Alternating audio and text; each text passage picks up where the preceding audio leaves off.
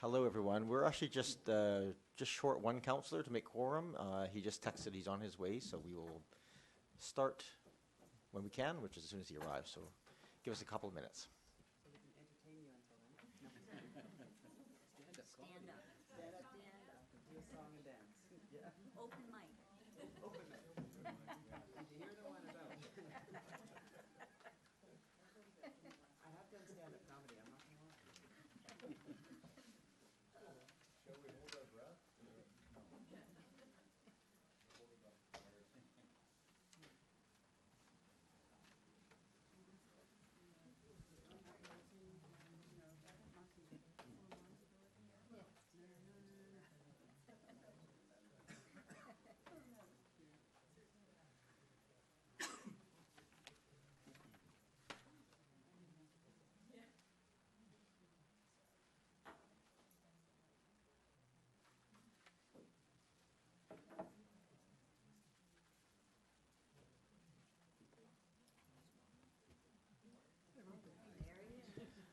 All right. Good evening, everyone. I will call the meeting to order. My name is Kevin Burdick. I am the acting mayor this time of year, and with Mayor Jensen out of town, I will be managing the meeting tonight. So welcome, everyone. I'm just going to start off by acknowledging that we are in the land of which we gather as the traditional territories of the Coast and Strait Salish peoples. Specifically, we recognize the Lekwungen-speaking people, known today as the Songhees and the Esquimalt First Nations, and that their historic connections to these lands continues to this day. I also want to point out that this is we video stream. We record these meetings by video, so they're streamed live and they're archived. So if you come up to speak, the back of your head will be on there, and your voice will be heard. So with that, I'm going to get started. Our first items on the agenda is just our minutes. So we have first up minutes of the Committee of the Whole of June 19th. Move approval. Moved. Second. Have a mover and a seconder. Any discussion, changes? Seeing none, I'll call the question. All in favor? Opposed? None opposed. Second, I'm going to do them together. Two special council meetings of July 19th or June 19th and June 12th. Move approval. Second. Moved and seconded. Any discussion? Call the question. All in favor? Opposed? None opposed. And last but not least, number 3, the special joint council and police board minutes of June 12th. Move approval. Second. Moved and seconded. Any other discussion, changes? Seeing none, call the question. All in favor? Opposed? None opposed. Thank you very much. I'll keep my remarks mercifully short. I just want to thank the Oak Bay Firefighters Charitable Foundation, who put on a fantastic sausage fest on Saturday. Well attended and raised lots of money for local schools. I also want to thank Councillor Braithwaite for filling in for me as acting mayor at the Oak Bay Tea Party, or at the Oak Bay News Tea Party. And also want to point out 2 events coming up this Friday for Canada Day. One is on the front lawn of the Municipal Hall from 12 to 2. We have sort of a community event. There's bouncy castles and free hot dogs and other edibles. If you want the free hot dogs, you have to get there early. And also later in that night on Friday, there's music in the park. So on Friday night, starting at 6:30 at Willows Park, there's a free concert. So please come down and see Impulse Response. That's it for my comments. Next up, item number 5 is our public participation period. This is a portion of our agenda, just allows members of the public to come speak to us on any item that affects Oak Bay. I want to just point out a couple of quick things. One, if you're here to speak to the annual report, there will be a portion of the meeting when that agenda item comes up, you will be able to come up and speak to that. But just because we are sitting as a legislative body tonight and our public input process for most of the things on the agenda are fairly limited, if there's things on here that you wish to speak to, this is the time to come up and speak. And I know there was a couple people who were wanting to speak to, say, 237 King George Terrace towards the end. This is the appropriate time now to come forward. The process here is if you can just come up to the mic, speak clearly your name and the municipality that you live in. and then just write down your name so we get the spelling right in the minutes. We ask that you keep your remarks to 3 minutes, and then we have a total allocation of 20 minutes for all the comments at this time. So if there's anybody coming forward, I invite you to come forward now. And once you said your name and I say welcome, I'll start the timer.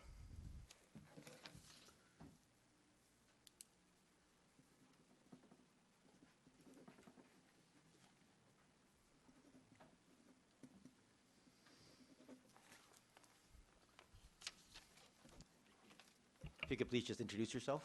And speak. You have to speak quite clearly into the Okay, microphone. well, I'm supposed to give the greeting first.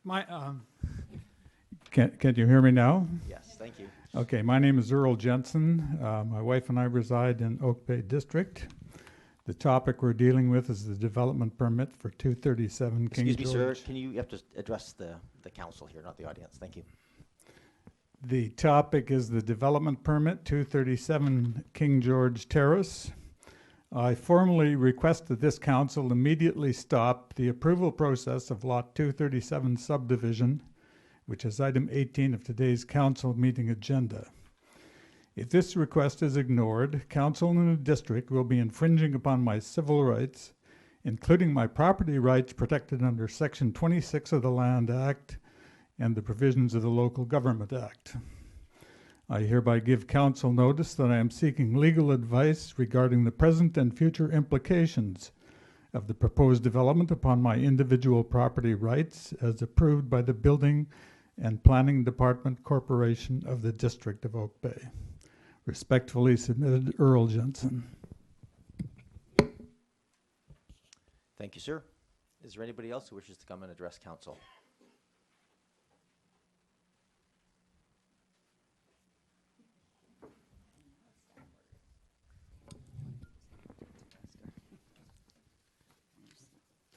Sorry. Oh. Wow.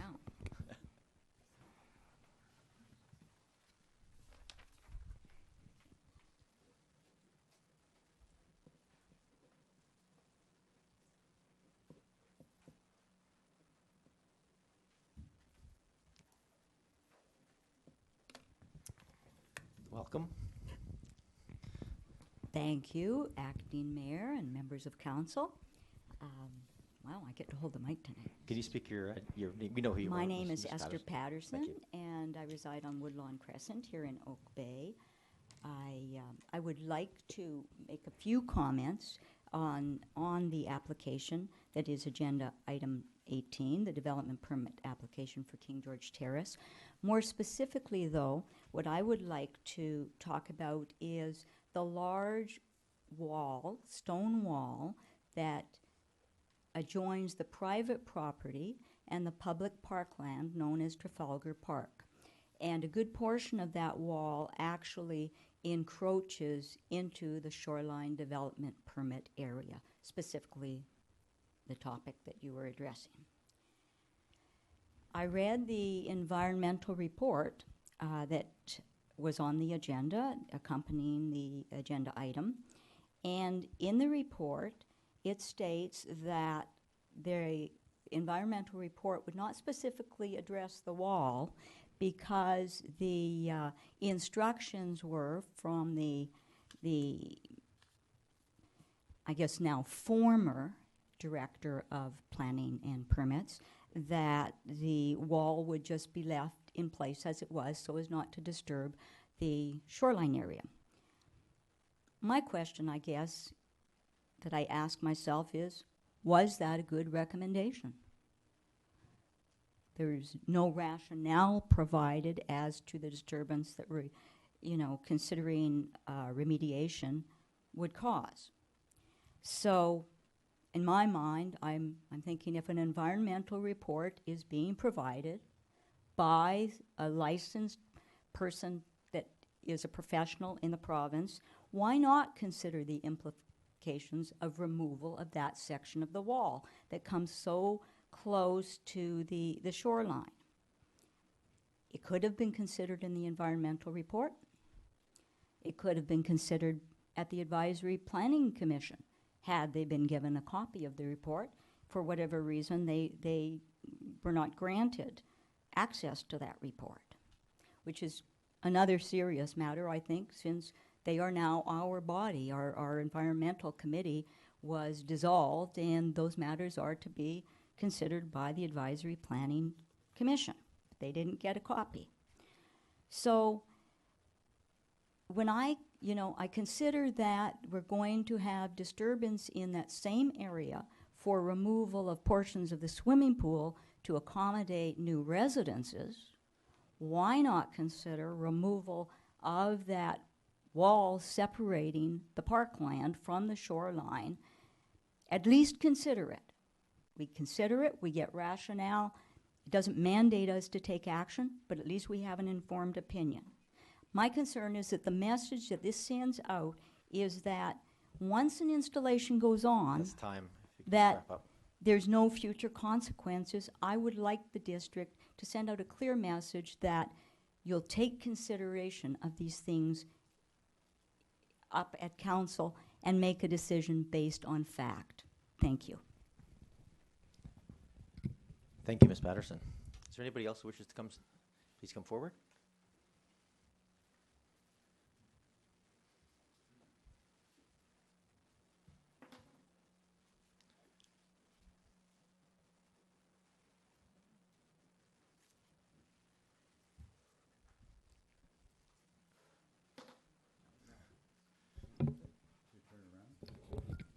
I can hold it, sure. Anthony Mears, South Oak Bay. I just want to piggyback a little bit on that. So before I got here, I forgot to do this. I should have done this yesterday, but I Google Earthed that property, so I suggest you all do that. The wall is very distinctive. I've been down there. It's I understood we have access to the shoreline, and at the committee, the whole meeting, that's what we were told, that there's no access there. And well, no wonder. This wall is a big wall, and you need either a grappling iron or a ladder or a cannon to get through it. And if you want to get around it, you'd have to have ropes, and a big long ladder to get down. What you can see with Google Earth, though, is you can walk probably half a mile or maybe all the way along the shoreline, all around McNeil Bay. So it's cutting off access to everything. And the other point is, we're going to lose a lot of trees there. You should see how many trees there are. It's quite remarkable, given our urban forest recommendations and our tree bylaw. It's a big chunk of urban forest that is going to be ripped out. I also don't understand, it talked about bare rock a lot in some of those reports, but you're not going to have a lot of bare rock with the amount of trees you've got there and vegetation. There's also some dams there that were put in to stop flooding, so that's another big issue for the for the situation. I'm not sure where we are with the approving officer either. That's sort of interesting because you see, I'm not sure how much Mr. Thomason approved, and we now have a new approving officer, so we're kind of in between, and it's hard to know, given some of the for example, there's a lot of questions I'd like to ask about why the people affected weren't consulted, et cetera, et cetera. One more issue then I've got here, and that is with the resolution. It seems to talk about facilitation of development permit. My understanding that the committee of the whole was that couldn't be discussed by residents. They tried to discuss that, and now you're going to facilitate it. I don't know how that works. I mean, I thought the recommendation was just to do the shoreline development permit, and that if the residents can't discuss it, I don't know how the heck council is going to be discussing it. I also don't know whether the developer got to come to the Advisory Planning Commission that I was at and discuss the whole development permit. So I'll leave you with that. Thank you. Thank you, Mr. Mears. Is there anybody else who wishes to come forward at this time?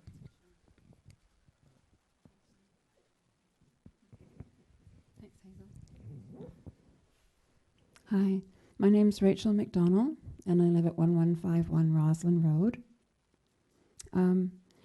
I've been a resident here of Oak Bay for a number of years. We have a couple of teenage girls, and I'm extremely concerned with the lack of due process in this particular item. I know that neighbors were not even consulted ahead of time. It has a total lack of transparency, this whole thing. And I think if this sets a precedent as to how we're going to bring in subdivisions into Oak Bay, I think everyone should be very, very wary. This could be a disaster for the environment in terms of the foreshore. There's not just a few trees, as Tony was saying. There's an arboretum there. It's fantastic. It's absolutely amazing. In fact, you could even make a park out of it. There's so many beautiful trees down there. I'd also like to question why there was no proper independent environmental report. Yes, there was an environmental report and it was set aside by the developer, but there's no independent environmental report, and especially being on the foreshore. And also I'd like to question the chair's authority to give the commission the okay to pass it on to council when she knew that there were two environmentally responsible people on the APC that were dead against this proposal. So I would like to know why she actually was able to pass this forward. I know they did not support the chair, and she just put it through. Anyway, I'm very concerned to all of you as a resident here in Oak Bay. And as I said before, if this sets a precedent, Fair Street is a disaster. If any of you in the audience want to go by Fair Street, they've cemented everything, they clear-cut the properties, and if that's the subdivision that we're going to see again right on the foreshore, then that's very, very sad. Thank you. Thank you, Ms. McDonald. Next. My name's Honora Bowering. I've lived on King George Terrace for over 20 years. And I feel that this has been, excuse the word, sneaky. We were not aware of these changes until I received a notice through my door 2 days ago. And once we start making these changes and allowing these things to happen, we are single-family dwelling, and we do not want that changed. Thank you. Thank you very much, Ms. Bowering. Please come forward. Thank you. Oh. We have a lineup. No, come forward. It's fine. Thank you.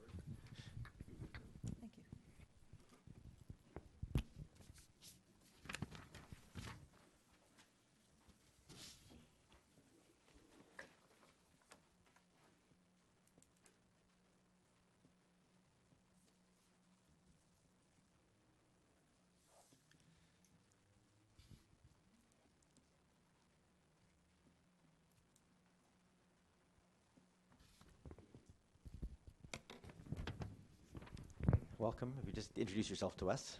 So my name is Linda Phobister, and I live on King George Terrace in Oak Bay. My remarks today express my concern about the deeply flawed process to approve developments in Oak Bay. From what I have seen in the process to divide the waterfront property at 237 King George Terrace, the process is failing in several ways. First, if the district's primary duty is to ensure that any land development is in the public interest, how can they do that without public involvement? How can they do that without even informing neighbours of proposed developments? It strikes me that the official community plan calls to support collaborative decision-making with residents and that it is meaningless window dressing. It strikes me that the district has little interest in fulfilling its statutory duties under legislation to determine the public interest, as it does not involve the public it claims to represent and advocate for. Second, the planning process was flawed with inconsistent details in reports, lack of information, misleading minutes, and confusion in general. All the while, everyone seems to be saying, there are problems with this process, we should address them another time. It feels like the district is favoring the property rights of the developer over the property rights of existing residents and fast-forwarding applications through. I urge Council to put a halt on land use decisions until there is a fair, transparent, and consultative process in place. It is time for change now. Thank you. Thank you very much. There's someone else? You're okay. Is there anyone else who wishes to come forward and address Council at this time on any subject? We've got just a couple more minutes left of time, so please come forward. Hi there. Thank you. Hi, my name is John Fitzpatrick. I live at 249 King George Terrace. I'm a direct neighbor, 237 Welcome. King George. Thank you.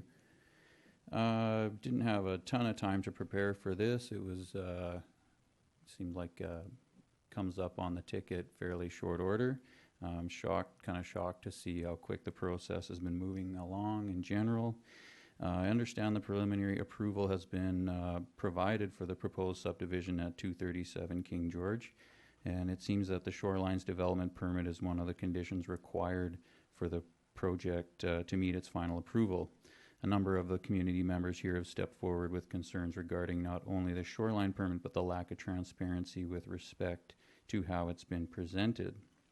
None of us have been provided with notices or there's no signage up. I understand that that might not be completely necessary, but it seems to be necessary for neighboring lots and property owners in the area when such a substantial development is going to be taking place in a community and a neighborhood like ours. I think that the main point that I wanted to really make was that Oak Bay is a pretty special community, and it's has a certain feel and nature to this place, and it's very would be a rare commodity, I think, in most in the world. If you look at what you see, people come here from all over the place to look at our heritage homes and the beautiful streets with all the vegetation, and as we densify and modify, change the look,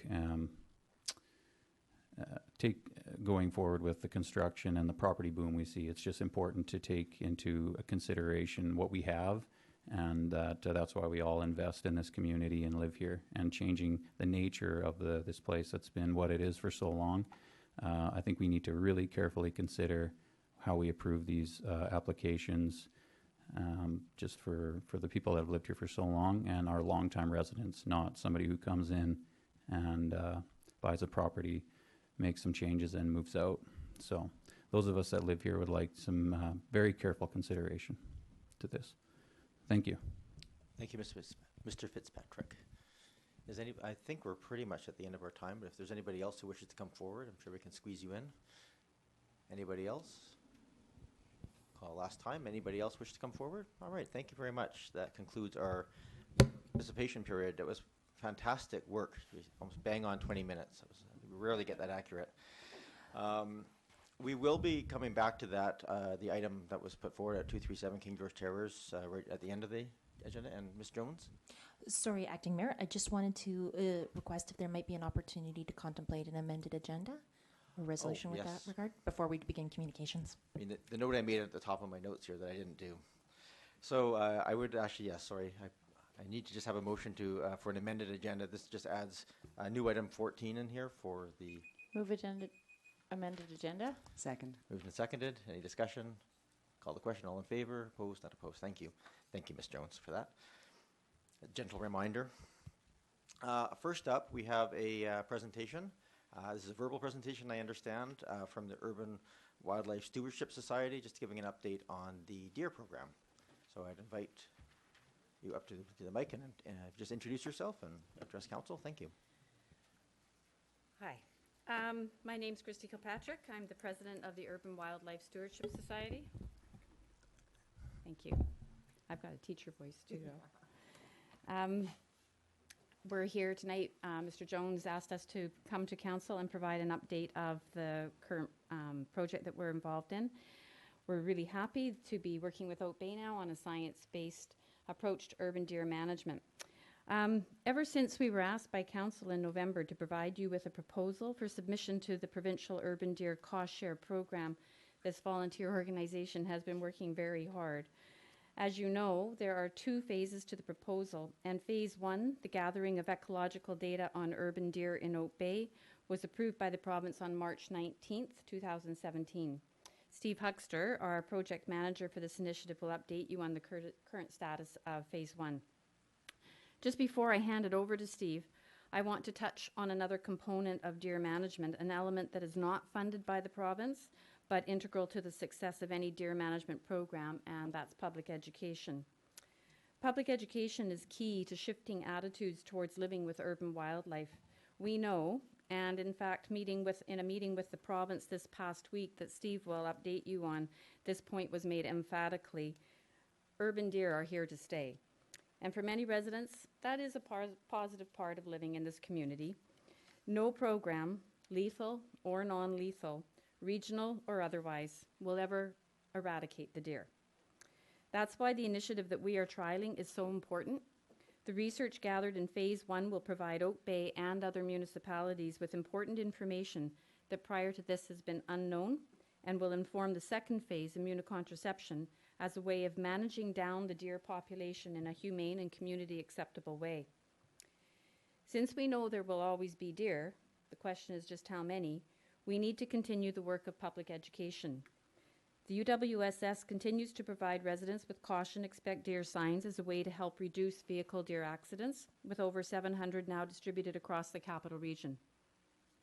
We've distributed fact cards, run informational ad campaigns during fawn and rutting seasons, done presentations and workshops for other communities, and we run a website with information on how to live with deer. We ran an extensive public values-based survey in Esquimalt at their request, and we are currently helping them by providing expertise on public education and a deer count in the fall. We agree with most municipalities that deer management needs to be regional, and it is expected that the information gathered in Phase 1 and 2 of the current project in Oak Bay will be of utmost importance to a regional approach. Some very positive steps have been taken in Oak Bay recently in regards to public education, and I want to mention that along with the evidence-based component of our project, we'd be pleased to work with the municipality on other effective measures that could be undertaken to reduce human-deer conflict. I'm going to hand it over to Steve now, who will provide you with a synopsis of Phase 1, but first would like to thank Oak Bay Council and staff for the support and working together with us.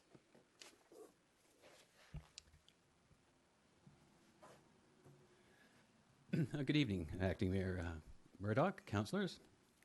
Well, we're doing pretty good so far. We after receiving the funding approval in March, and as required by the province, we placed all the orders for the equipment before the end of March.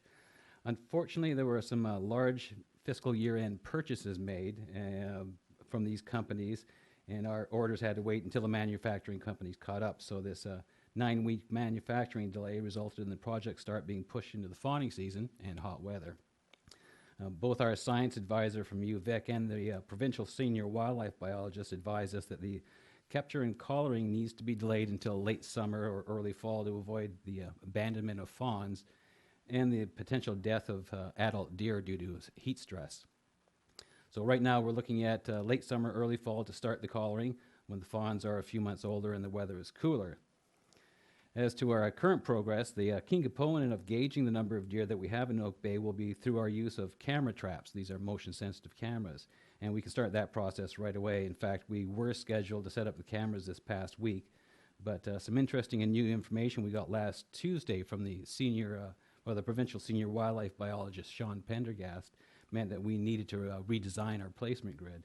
And I'll get back to that a little later because it's quite relevant. I've also met with Chris Hidlay, the manager of Park Services, about potential capture locations and permission to set up cameras in areas that might be identified as good placement sites, such as the community garden on Monty Street. And Chris shared some good advice about the areas where deer are more commonly seen by staff in the district, and I'll keep in touch with Chris as the project continues. I've also met with Chief Constable Andy Britton. This was before Deputy Benoit came on board. Chief Constable Britton and I spoke about issues related to the capture process. The net launcher we'll be using may sound to residents as though they're hearing a gunshot. So when the captures are taking place, a member of our capture team will be in contact with Oak Bay Police to ensure that they know where the capture activities are taking place in case a call comes in from a concerned resident. And we'll also be in contact with the Victoria and Saanich Police Departments when our capture operations are taking close to their borders. I'll be meeting with Chief Constable Brinton and Deputy Chief Benoit shortly after July 4th when Chief Constable Brinton has returned to work, and I'll bring Deputy Benoit up to speed as well. We're developing a communications plan for the capture operations. Before the capture and collaring operations proceed, we'll need to coordinate communications with Oak Bay Police, or the Oak Bay Administration, the Oak Bay Police, and the Victoria and Saanich Police Departments. and will want to inform Oak Bay residents of the activities. We'll distribute information through community websites, Facebook pages, Twitter, and at least 2 weeks prior to the capture operation beginning, we'll also issue a media release to the Oak Bay News. The communication plan is being overseen by volunteer communication experts, and once we have a solid draft, we'll share it with Warren Jones, and between us, we'll set a final plan. We submitted an application to the Ministry of Forest, Lands and Natural Resource Operations, the Fish and Wildlife Branch, for an animal care form. An animal care form is required before handling any wildlife, whether it's a banana slug or a grizzly bear. This past Tuesday, we met with Dr. Helen Schwancha, who is the BC Provincial Wildlife Veterinarian, and Sean Pendergast, the Senior Wildlife Biologist for the Fish and Wildlife Branch. Dr. Schwancha and Mr. Pendergast have been very invested in making sure we succeed and guiding us through this process. I think they're very invested because it's kind of a unique project in an urban setting, and they want to make certain that the methodology we use is rigorous. And I think they may be particularly interested because of a recent discovery about urban deer in Nanaimo. During the meeting, Sean Pendergast told us that during an anti-poaching initiative up there, they had fitted a number of bucks and does in the Nanaimo area with GPS transmitting collars. They'd been tracking the deer movement, and they made some startling discoveries about how far urban deer range. They found that the bucks only range about 2.5 kilometers, and the does, much to their surprise, didn't really range any further than 300 meters. So they really don't move around a whole lot. Excuse me. The placement grid for the cameras that we had initially designed was to cover the entire 10 square kilometers of Oak Bay with 40 cameras. That'd be about 4 cameras per square kilometer, so they'd be placed about 500 meters apart. Excuse me. Seeing as the does don't move much past 300 meters, we had to redesign the grid. The new data from the Nanaimo research that they did, that the does stay within 300 meters, meant that we redesigned, compressed the grid area, and we're located within an area of the district that offers an appropriate variety of human population densities and activity. Sean Pendergast from Nanaimo has sent his movement pattern data to Dr. Fisher, Dr. Jason Fisher, who is our science advisor from UVic. Dr. Fisher will help determine the new camera dispersal pattern, and then we can begin setting up the 40 cameras, which should happen this coming week. The information about the restricted movements is very relevant to deer management in Oak Bay. What we can learn can tell us if immigration from neighboring municipalities is a significant factor in our efforts to reduce population levels. More important, if the data confirms that the does stay within a small area and the bucks don't range as far as they do, this could mean that the population increase over the past 5 years or so is primarily due to births from deer that are habituated to Oak Bay rather than large numbers of deer that are moving in from other areas. Normally, as the does grow up and leave their mother, they'll move away and find a new 300-meter area in which to live. Over the past 10 to 15 years of deer population increase, the finite area available to them, combined with habitat loss through development and an ever-increasing human activity, means that the population may have attained carrying capacity. Fewer fawns may be born, and those that are born will be moving out of Oak Bay. So we could be at our carrying capacity now, and our research will be telling us that. Another important factor of what we discovered could confirm that inoculating with a long-term contraceptive will be the most effective and most cost-efficient means of population reduction and management. If the density and movement pattern research indicates that the population of deer in Oak Bay is very likely at capacity, it'll be more effective to first stabilize and then reduce the population with a contraceptive vaccine instead of more dramatic reduction of the population through culling. Now, this could result in a population dynamic called reproductive rebound. What reproductive rebound is a rebound. It's a well-documented population dynamic in deer and other animals. For instance, deer conceive multiple embryos, but the number of fawns actually born is determined by a number of complex factors, including nutrition and population density. With competition for food reduced by a sudden drop in numbers, younger does will breed at a younger age and will give birth to twins and triplets instead of a single fawn. In a 1990 report, an assessment of deer hunting in New Jersey Fish and Game offered a detailed example of this process. Its report showed that during hunting season, in which killing female deer was the main objective, the remaining females had increased birth rates that not only replaced the ones killed, but increase the overall size of the herd. So, if we can stabilize the population with a long-term contraceptive that lasts for 5 or more years, it means that after a first effort to vaccinate at least 80% of the does, the following years will be much less intensive and much less costly. Each doe that is vaccinated could then be tagged with a color-coded ear tag that indicates its year of vaccination. And it's entirely possible that once the population has been reduced and stabilized, vaccination might only need to be done every second or third year. So we'll be starting our inoculation program next year when we have gather all the important data that will provide us information to make decisions that are informed and effective. Now, we are indeed sensitive to the impatience of residents, and we're anxious to show tangible results in population reduction, as is council. The UWSS board discussed vaccinating the does that we capture this year, but our science advisory group strongly recommended that we should not, saying that because the population research guides the contraception phase of the project, it's crucial that this be done based on sound scientific evidence rather than succumbing to pressure from some quarters and acting prematurely. We also discussed inoculating this year with Dr. Schwancha and Sean Pendergast, and they agree that we should wait until we have the facts in place before moving forward with population reduction. So, aside from the manufacturing delays, all the other facets of the project are progressing as they should, and once the Animal Care Review Committee has approved our permit application, we're good to go. Thank you, Mr. Exter. Is there any questions? All right. I don't think I have any urgent questions on that. I wish you well. I know we are a fair ways behind right now. I think we were due to start the inoculations in summer according to the original plan, but fully understand all the delays that are in place at this point. So I guess I would just add one comment in that in terms of the don't do anything until we have all the data in place is very sound scientific process, but we are also not here doing a scientific study. We're just trying to deal with the deer population in an expedient and cost-effective way as possible. So I don't want to get too far down the path of having to study this to the end. I want to personally would like to see us get onto the action part of this. But yeah, as do we, which is why the board discussed doing early inoculation this year. But after talking to the science advisor and to Dr. Schwancha and Mr. Pendergast, they decide that if we're going to do immunocontraception and effectively, then we really need to know what we're doing. We really don't have any idea as to how many there are out there.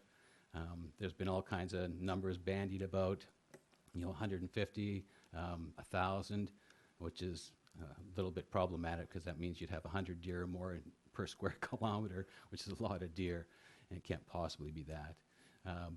Yeah, we're anxious to get started as well. Unfortunately, the manufacturing delays and the long process of getting the funding approval done really slowed things down. But yeah, we want to get going as well, trust me. Thank you. Thank you very much. I think we're wrapping that up. Oh, Councillor Kirby. I did have actually just one question about the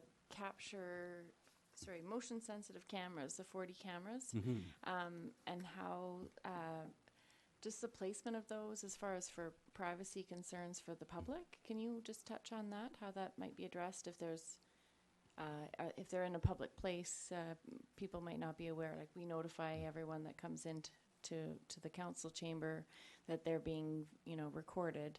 I'm just concerned about people not being aware that they're being recorded on a camera and how we might address that. Yeah, fair comment, Councillor Kirby. And it's our concern as well because these are motion-sensitive cameras. They'll be taking pictures of every person or dog that walks by as well, any vehicle, and we don't want that.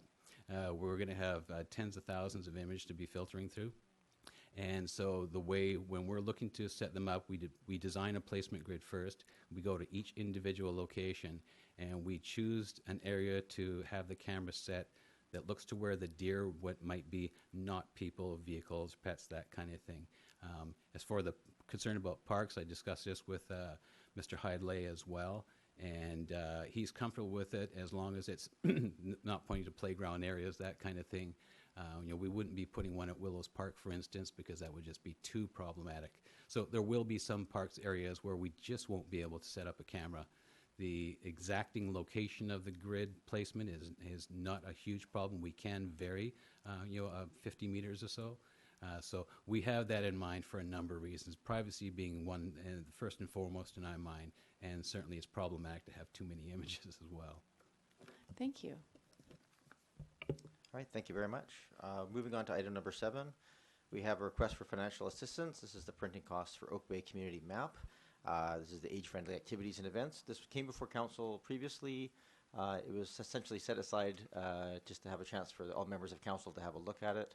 I understand it's being still slightly revised at this point, but really presuming that council is reasonably comfortable with the map in principle as laid out and circulated, then we'd just really be deciding whether to fund it, and if so, how many. And we have the prices in front of us. There's essentially 3 suggested options of 250 or 1,000 copies at various price points. So I just look for, I think, unless there's any further discussion, really look for a motion of a suggestion, and we'll talk to that. Councillor Kirby? I'd move that the council grant the approval of the printing of 1,000 copies of the Oak Bay Community Map. I think it's not an expensive venture, and it's very worthwhile. And as we saw, it's a fairly small map and handy to be able to carry about the community. And I think it adds value, especially to newcomers. So I think it's a worthwhile investment of $650. Is there a I'll seconder? second the motion. Is there any further discussion? Seeing none, call the question. All those in favor? Opposed? None opposed? Well done. Thank you very much. Next up, we have item number 10. Congratulations, by the way, on that. I'll be looking forward to seeing the final version. Item number 10, or number 8, sorry, tender award recommendation for a road marking program. And we have a report from the Deputy Director of Financial Services. This is for line painting and bike lanes. We have a recommendation in front of us from the 3 bids. And we have a recommendation. Is there any conversation or move the recommendation? Move the recommendation. Moved, Second. Moved and seconded. Is there discussion? I see Councillor Braithwaite. Thank you. Yeah, just a couple of comments. I'm really pleased to see this going ahead because I've had more people approach me in the last 3 weeks about how badly our zebra crossings are looking and how dangerous they're becoming, especially on Oak Bay Avenue and on Beach Drive. So I'm really, really pleased. I'm pleased that we're going to have some extra money that hopefully we can do a little bit of extra things around the community as well. So thank you for bringing this forward, and I look forward to the zebra crossings being repainted. Thank you. Councillor Kirby? Maybe with the extra funds, we can make a rainbow crosswalk too, just to add, a few extra cans of paint in there. Thank you. Any other discussion? Seeing none, I'll call the question. Did we have a motion? Yeah. We do have a motion. I'll call the question. All those in favor? Opposed? None opposed. Thank you very much. I'm sure Mr. Haran will be very pleased to get on with that, to see that work getting on with. We have item number 9, which is a request for heritage designation and in addition to the Community Heritage Register for 2608 Cavendish Avenue. We have reports in front of us as well as the notes from the Heritage Commission. Looking for a motion and then discussion. Move the recommendation. A second. Moved and seconded. So this is, I guess we're really looking for first and second reading. Is that the process here, or Ms. Jones? Your Worship, I believe there's 2 components. There's the addition to the Heritage Register, and then there would be first and second reading of the Heritage Designation bylaw, should council be so inclined. Okay, so we'll treat the first one first, which is addition to the Heritage Register. I'm seeing conversation going, is it? Yes,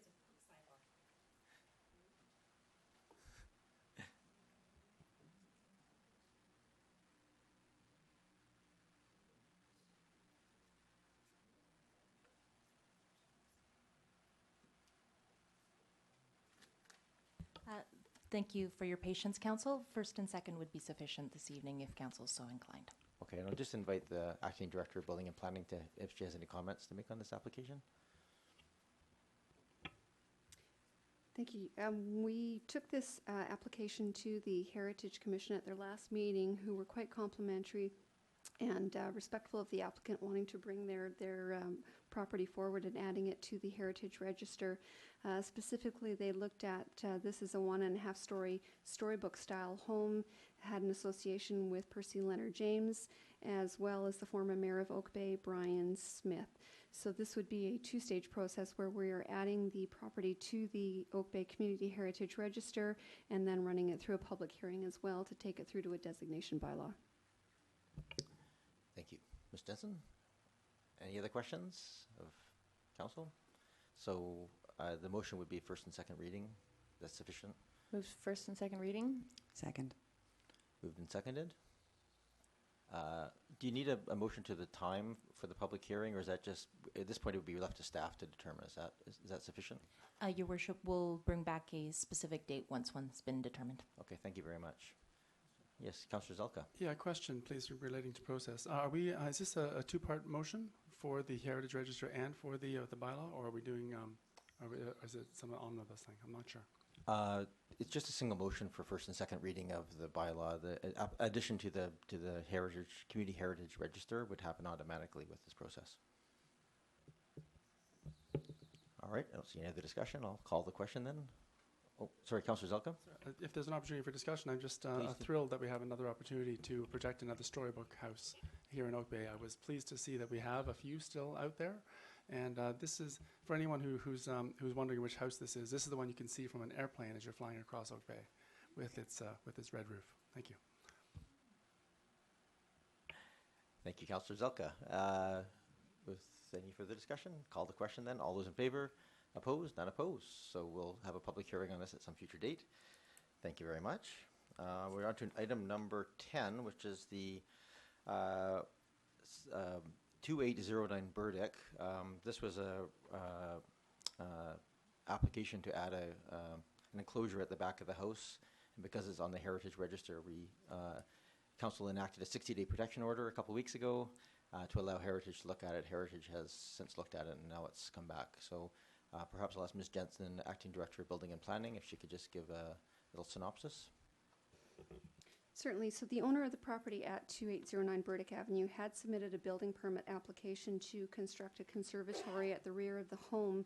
The property is on the Heritage Register, so Council did issue a 60-day protection order while the heritage value of that home was considered both by staff and the Heritage Commission. The Commission did determine that the proposed conservatory would have no negative impact on the heritage value of the home and recommended that the order be lifted and they be permitted to do the work. Thank you, Ms. Jensen. I'll move the recommendation of staff that the 60-day protection order be lifted. Second. Moved and seconded. Any further discussion? Seeing none, call the question. All in favor? Opposed? None opposed. Thank you very much. Next up, item number 11, we have a development permit application, 3155 Beach Drive. This has had a long history in front of this council, and many different occasions for different things. But this motion is essentially closing the file on this development at this time. So, Ms. Jensen. Yes, Council previously considered the development permit for landscaping works and construction of a portion of the patio within the Shorelines development permit area. That permit was subsequently approved by Council. At that time, however, Council passed a second motion that directed staff to register a covenant as part of that approval, and that was for additional protection around the environmental component of the site. The owner subsequently decided that they did not wish to proceed with that registration, given that this covenant is voluntary and cannot be mandated through the DPA guidelines. Staff would recommend that that resolution formally passed by Council effectively be rescinded. Okay, thank you very much. But just to be clear, if I may, all of the aspects of that requirement in terms of the landscaping and so forth is completed now, is that correct? That is correct. Okay. Thank you. Councillor Zelka? Thank you very much. Question for staff. I understand that the intent of the covenant was to protect for future owners from making modifications in the shoreline development permit area. Is that correct? And if so, by not proceeding with this, how will we affect that protection, please? Ms. Jensen? Yeah, the covenant would effectively be that second layer of protection. So the development permit is still registered to the title of the property, and that will always be there. So anybody who owns that property, anybody who wants to look, can see what the details of that landscaping were and how it is to be maintained over time. That covenant just provides that second layer that it would require further council resolution if they ever wanted to do any additional works within that area. So if we don't have the covenant, then the only time it might become visible to us is if the owner, a future owner, I'm just hypothesizing here, would want to come back to council with maybe some other type of a permit. But if the person comes, if the future owner does not come back to council with something else and does make a change, we wouldn't have any mechanism to enforce protection over this area? I just wanted to ask. It sounds like having an extra layer of protection is helpful for shoreline protection. Ms. Jensen? It is definitely another flag. The development permit itself will still provide that protection that it is listed on the title of the property. So any owner would be able to look at their title and see that that development permit is on there. Should they wish to do any additional works, they would have to come back for another development permit for whatever changes that they want to make or any improvements that they want to make, if it's not over and above the routine gardening work. Councillor Zelka? Thank you very much, Chair. So through you, a final question is, if we do not approve this wording in the negative, that council not include as a condition, which is a recommendation, if we do not approve this, I guess that means the condition would stand? And yet I heard you use the word voluntary. So can you help me sort of clear a bridge between voluntary, where the owner agreed, we agreed, and now the owner wants to back out? Help me understand that, please.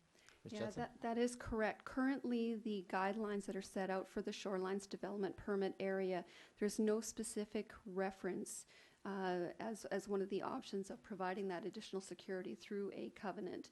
So for us to take it to that next level requires consideration both from the district and from the property owner themselves. They have to be willing to enter into that covenant, hence the voluntary portion of it. So we really have no mechanism to force them into that covenant.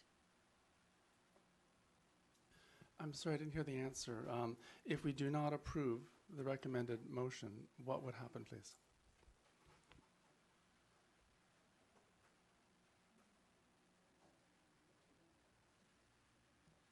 If I may, we have a policy right now that is voluntary. So when we pass this, at the end of the day, if the applicant has done the work and meets the criteria but has not met the does not wish to enter into a legal contract, which is what a covenant is signed off by both parties, and we don't have a policy right now that is mandatory. It kind of just sits there unresolved. It's not in place, but not yet rescinded. I think that's probably, is that a reasonable status of where things would be? I'll leave it to any staff to answer. I might be able to answer a portion of that. Effectively, you would have a council resolution standing out there that would be unresolved.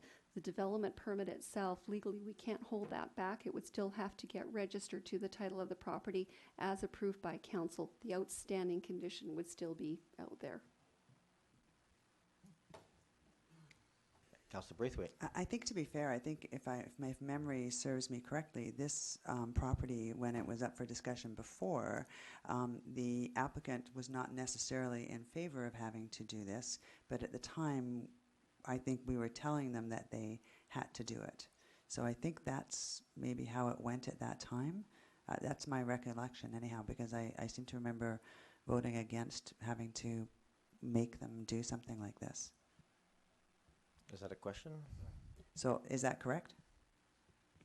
At the beginning of time, when the application was first submitted, we were having discussions with the applicant, with their agents, who were looking at options for additional protection on the site, and the covenant did come up at that point in time. As we worked through the process, at a later date, they decided they didn't want to pursue it. Okay, thank you. And I think it's important to be clear here that it's in a development permit area, so that stays in place. So any work done there still has to be approved by council. and it's the work that has been done is now registered on the title as part of that process. So what's missing here is a legal contract that extends that to sort of a bit. It's easier to enforce in a court of law, essentially. And as a council, we had decided essentially that wasn't required, wasn't mandatory. That we would appreciate people entering into it voluntarily, but it wasn't going to be enforced, as my recollection. So I think that's kind of where we're at here. This applicant has decided not to go that extra step, and so now we're left with this motion sort of left in limbo. Councillor Zelka? Thank you. I have a different question now, if I may. More to try and remember all the nuance with this property that's come before us a number of times. And I do appreciate in the staff report providing the chronology all the way back to 2002 from the original building permit request. Is this the property that has a 219 covenant attached to it with respect to potential flooding in the basement?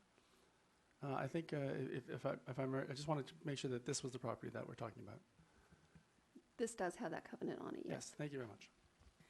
So I'd like to move the recommendation from staff that council not include as a condition in the development permit the registration of the covenant. Moved. Second. Moved and seconded. Is there any other discussion? Seeing none, I'll call the question. All those in favor? Opposed? One opposed. Councillor Zelka opposed. Thank you very much. Next up, we have item number 12, which is the Oak Bay Heritage Commission minutes. Move approval of the minutes? Sorry, move receipt of the minutes. Moved and seconded. Any discussion? Seeing none, call the question. All those in favor?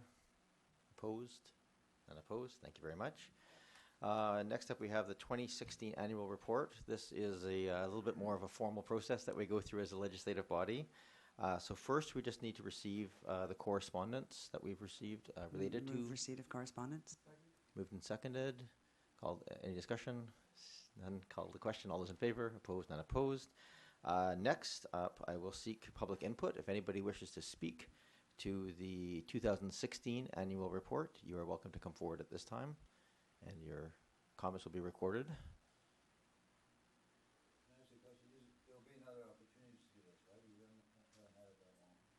The 2016 annual report is in front of us for receipt, so this is the one time we have for formal public input into it. Yeah. Is there anybody who wishes to come forward and speak to it? All right, I'm not seeing anybody. I've asked 3 times, so with that, we need a motion to receive, and then if there's any discussion from council, I'll entertain that. Move receipt of the annual report. Second. Moved and seconded. Is there any discussion of the annual report? Councillor Kirby. I just would offer my congratulations to staff for an excellent report. It's very accessible, it's interesting, it's refreshing, and it also gives me a sense that we are getting things done. Just, sometimes you get beleaguered with all the stuff that there is out there to do, and you forget about what you're achieving little by little. So my thanks for that great reminder of that we are doing good work, and you're doing good work, and so I appreciate that the hard work that went into providing that information and making sure it was accessible to the public. Thank you. Thank you, Councillor Kirby. Any other discussion? Seeing none, I'll call the question. All those in favor? Opposed? None opposed. Thank you very much. Now we have this is the amended agenda. We have a request from the New Horizons grant application by the Oak Bay Lawn Bowling Club. Are members of the Oak Bay Lawn Bowling Club here tonight? No, not here tonight. I hope members of council have had a chance to see this, but basically they're just asking us to write a letter on their behalf for a grant application. I would move that we allow the acting mayor to write a letter for the grant application. To endorse it? A second? All right, we have a mover and a seconder. Is there any discussion? No? Call the question. All those in favor? Opposed? Not opposed? Guess I'm signing a letter. There we go. Item number 15, we have some new correspondence. We just need a motion to receive. Moved and seconded, and call the question. All those in favor? Opposed? Not opposed? New business and verbal reports. Does anybody have any new business? Don't have any reports on the Capital Regional District. Are there any other verbal reports from other committees or commissions? Councillor Zelka? With respect to the notice of motion, I was not able to get my wording in time for this meeting. It'll be presented at the next council meeting. Okay, thank you very much. And the only update I have from other areas is related to the Greater Victoria Labour Relations Association. That the Salt Spring Island Fire Improvement District has joined the organization, so they're the 14th member of that accredited body. So, all right, moving on to resolutions. We are at item number 17, and this is first item up is confirmation of appointment to the Advisory Design Panel. Move the appointment of Raisa Frenet and Emanuela Statapolu. I don't know. We'll I trust that just that's correct. completely messed up her name. The seconder has a much Looks easier like job. It's missing How an about S. Emma S? Statopoulos, I thought it was. I think there's an S missing. To the Advisory Design Panel with respect to the Alan Cassidy Recognition of Renovation and Building Achievement Awards. Second. Moved and seconded. Any other discussion? Call the question. All in favor? Opposed? Not opposed? Thank you. We have two resolutions here, and this is kind of awkward because normally as the mover of these, I would be the person introducing them, but as the chair, I'm kind of obligated to play the passive role of managing the debate. So if I could get someone to move the first one, and then we can have some discussion on it, and I will probably speak last or answer any questions. I'll move the first motion, notice of motion for the Improvement District governance. Moved and seconded. I'll entertain discussion. Councillor Kirby. As I mentioned earlier, I'm a little uncomfortable with us as a municipality bringing this forward as a resolution to UBCM, given that it doesn't apply to us. It's something that applies to the improvement districts. And so I feel like a little like we're imposing ourselves on them. I understand, I respect the idea. I think it's obviously probably overdue, but I think like many things in the Local Government Act that are there's many changes that need to be made to the Local Government Act that have been left. They just haven't been achieved by previous governments, and so I'm concerned about how this will be perceived by the local improvement, the improvement district areas, and I'm wondering if you've spoken to anyone from other areas that might be able to co-sponsor this or share the responsibility. Yes, thank you, Councillor Kirby, and you did mention that in an early conversation when I brought forward the notice of motion. And so yes, I've actually, because I have a relationship now with the Salt Spring Island Fire Improvement District, which actually raised this issue at that body, I did reach out to them, and their board actually passed a motion to endorse our resolution to go to UBCM. Great, thank you. Don't see any other discussion. I'll call the question. All those in favor? Opposed? Not opposed? Thank you very much.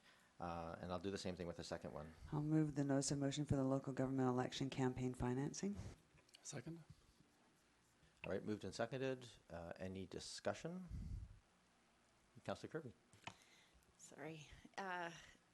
No apologies required. I just, I want to support this. Is obviously something that we all, I think, generally agree on. My only concern again is that we're bringing this to UBCM. We have a tenuous situation with the provincial government as it stands, and I think that let's hope this is the top order of business, that they would make changes for themselves, for the provincial government, but I'm not sure of the timing of it. It's just a bit, it seems like it might be a little too soon, given that we don't know what the provincial government's changes will be, and how that might impact local governments. That's my only concern, that it just maybe the timing isn't great, but maybe next year when we know what their plan is and what the provincial government regulations are going to be, then we could bring it to the 2018. But I'd be happy to hear other people's opinions. Councillor Braithwaite. Hi, thanks.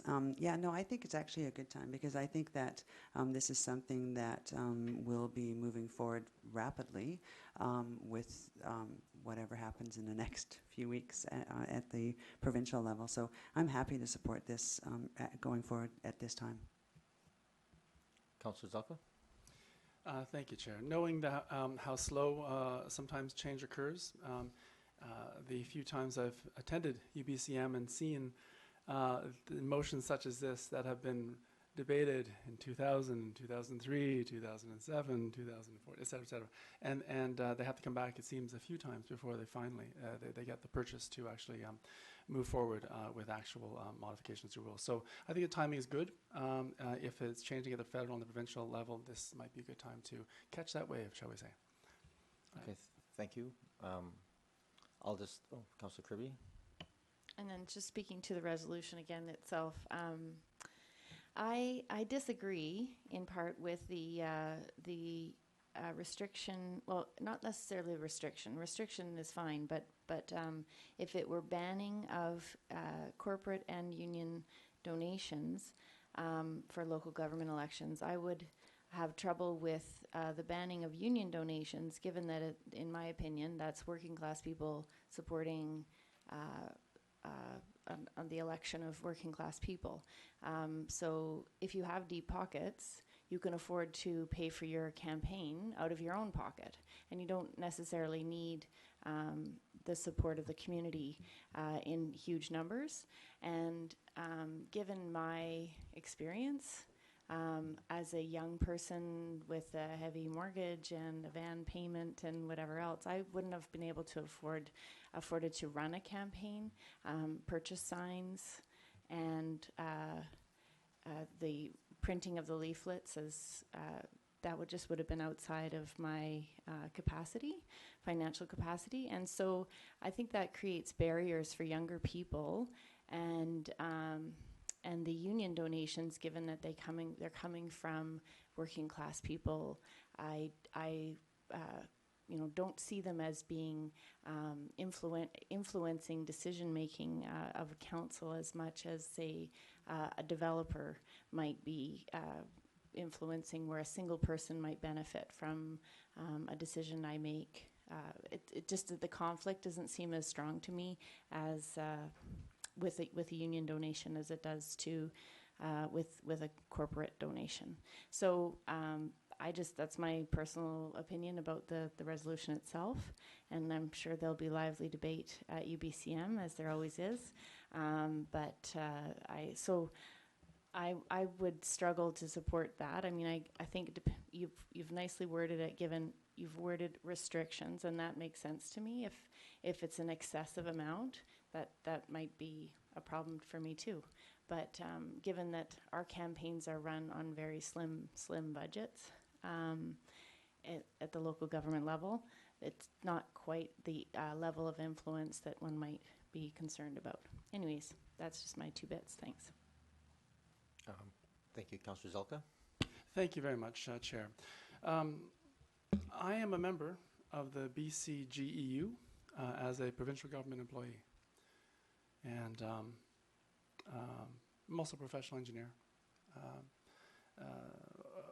At election time, last time, as you all know, I ran for council and got myself elected. But in the middle of that campaign, I received a letter from my union. And that letter told me with solidarity, to vote for union members, one of them who's sitting at this table. And I can tell you that it wasn't me. I can tell you that it didn't feel very good whether it was a corporation or a union or some large, some entity that has deep pockets trying to tell me what to do with my vote. That's leading me to support this. I do encourage anyone at this table who has received either corporate or union largesse to consider conflict of interest and not vote. Thank you. I just going to jump in here. The motion here, just because it's of where we're at in the province right now, is just to ask of the province that if they make changes at the provincial level, that they be reflected in some way, shape, or form in similar or appropriate restrictions at the municipal level. It doesn't specify what they would be. It doesn't try and I specifically stayed away from that because there's probably 3 different visions of what that would look like by the 3 different parties, and Lord knows what's going to come out if anything comes out of the provincial government. So I don't want to get into a debate about what's the right restrictions or anything else or what should be restricted. I just wanted to get this in before the end of the month so it could be in the fall's UBCM docket for debate at a provincial level. And it seems to me that when it's being hotly debated at the province, it's probably the right time to bring it forward because it's going to be top of mind. It's always hard once they've closed off this debate. It seems fairly easy that they could sort of add it to their discussion papers at this point, and harder for them to sort of reopen it again as a new thing in the future. So that's the logic. But I'll bow to the wisdom of this body in terms of the vote. Is there any other discussion? All right, I'll call the question. All those in favor? Opposed? None opposed. Thank you very much. Item number 19, we have the one that so many people came to talk to today, which is the 237 King George Terrace.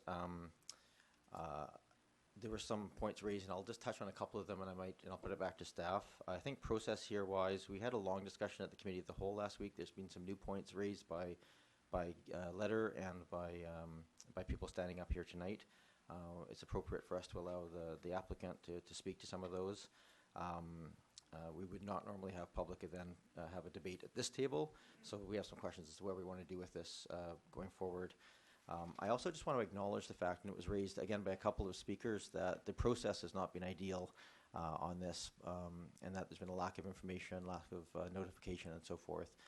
Staff have recognized that. They're coming forward with some recommended changes for that, i.e. putting up signs and improving the notification process. That'll come to council. And I think that's well appreciated. I think we've learned through this process that there needs to be more. I also just need to stay close to the fact, though, that the subdivisions will remain, as they are now, a technical assessment process, not a political process.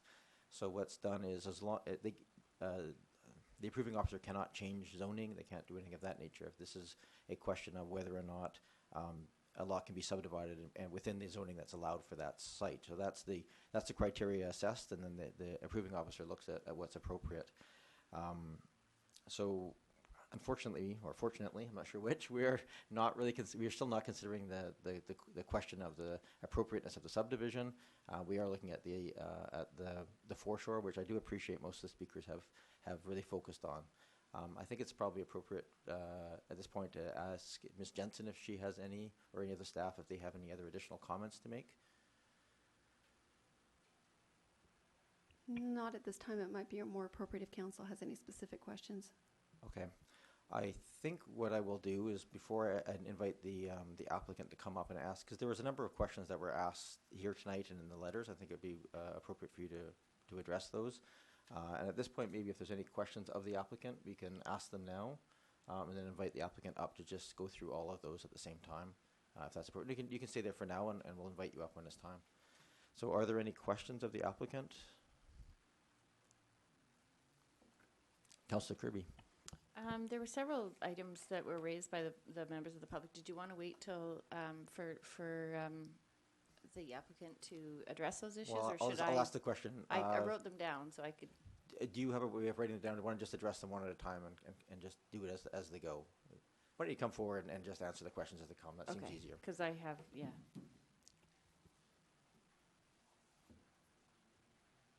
If you could just introduce yourself and your municipality residence, that would be appreciated.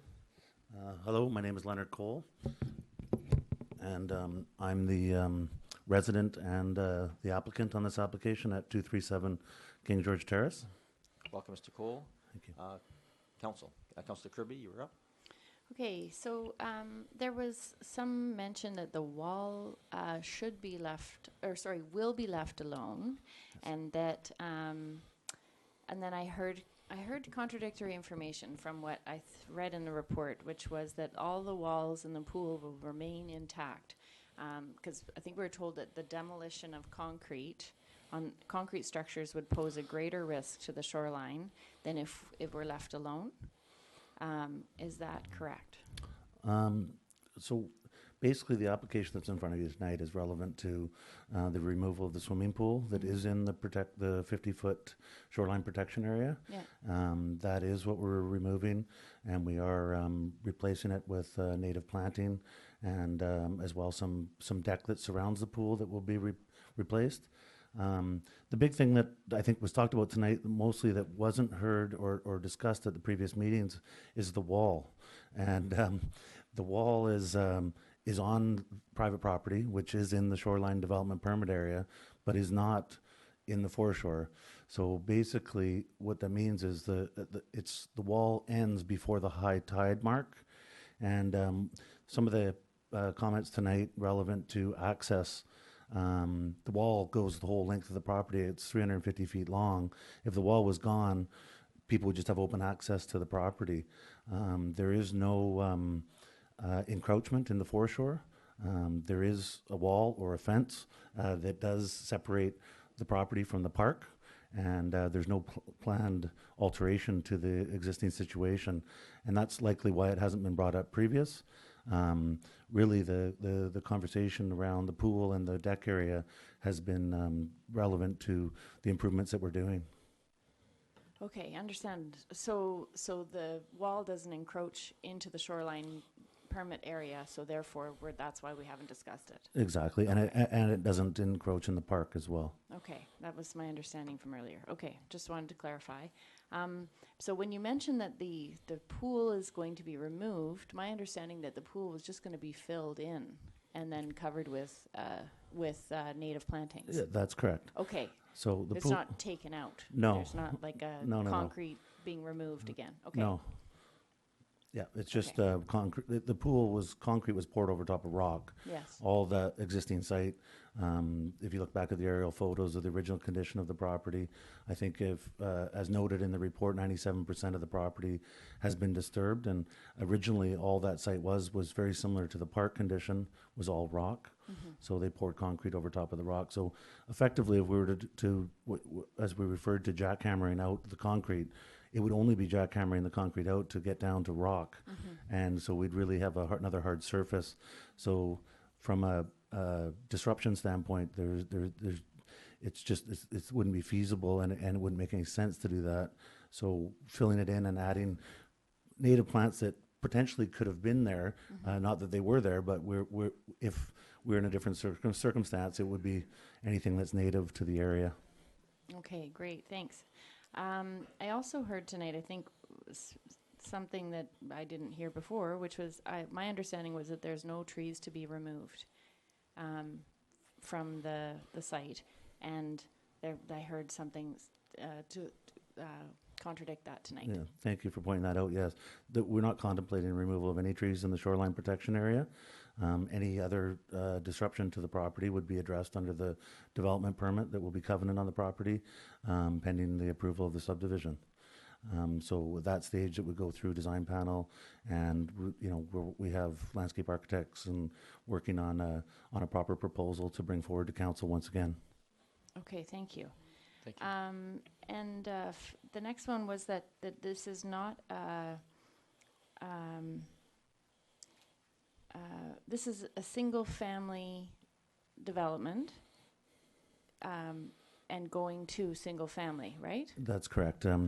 What wasn't pointed out, I mean, the property is 1.5 acres, so it's very large, probably one of I think the largest R3 zone property that exists currently in Oak Bay, if not, other than the uplands, I think would be the only place you'd find properties. There's a couple besides Oak Bay Beach Hotel. I mean, to give you a reference on the size of the site, it's similar size to the site that the Oak Bay Beach Hotel is on.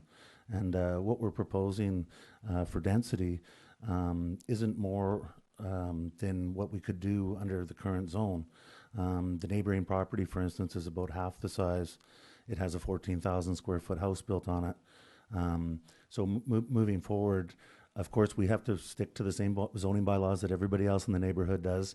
We're not rezoning. It wasn't rezoned under the OCP.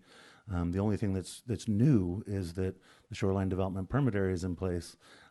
If that wasn't the case, the process would have been all internal, and it would have been all up to staff to deal with. Yeah, good. I just wanted to clarify that these are 9 to 13,000 square foot lots that are being created, and Yeah. because there was 10,000 is seems this. to be some misinformation out there Yeah. that there's multifamily or something else happening. Yeah, and some of the titles, and I think the flyer that you're referring to that circulated had a picture of the property as well as, and it was calling it a multifamily strata development. So it's very misleading. It seems more like there's like townhouses or condos or something going in. But I think when you looked at that picture, I mean, from my own, when you look at the aerial, about the only thing that looks out of place on the site is actually the swimming pool. And that's what we're trying to improve tonight. Thank you. And I think that's all I had for that I captured. Thank you, Councillor Kirby. Councillor Braithwaite. Thank you.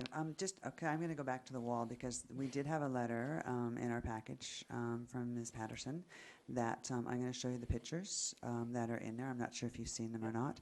So that's of that wall. So now you're saying, and staff is agreeing, that that wall does not encroach on the park or the foreshore, correct? That's correct. And if you look at that picture, I did actually go down and take some other pictures of that today, but you can see the black on the rock, and I'm not saying that this is indefinite, but a good way to look when you're looking at high water marks and situations on the rock is, I think they say black, stay back, and it's where the water comes up and it becomes very slippery.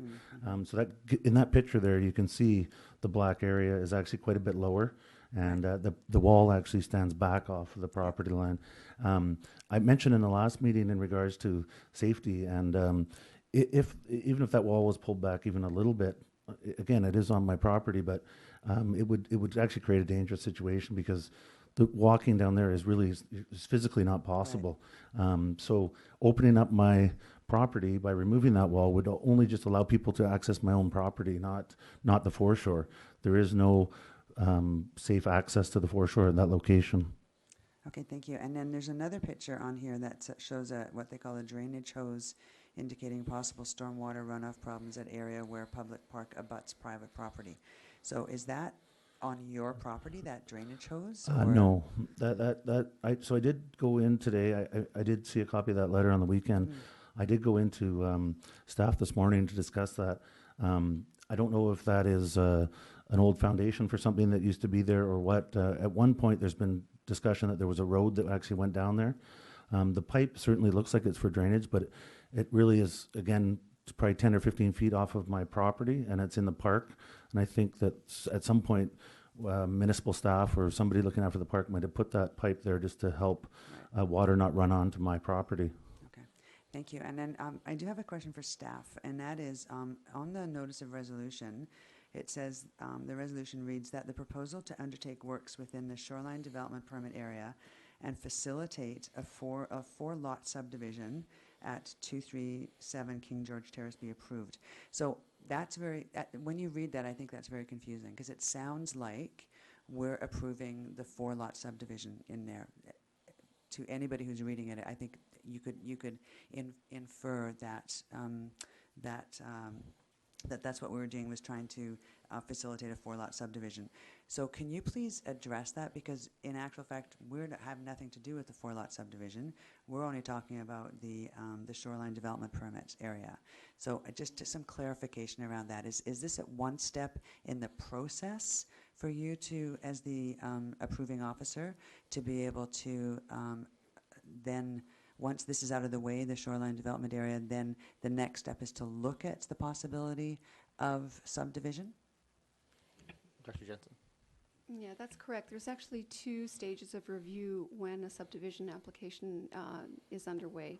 So the first stage is that preliminary review. How does the application relate to zoning bylaws, to environmental considerations, and so on?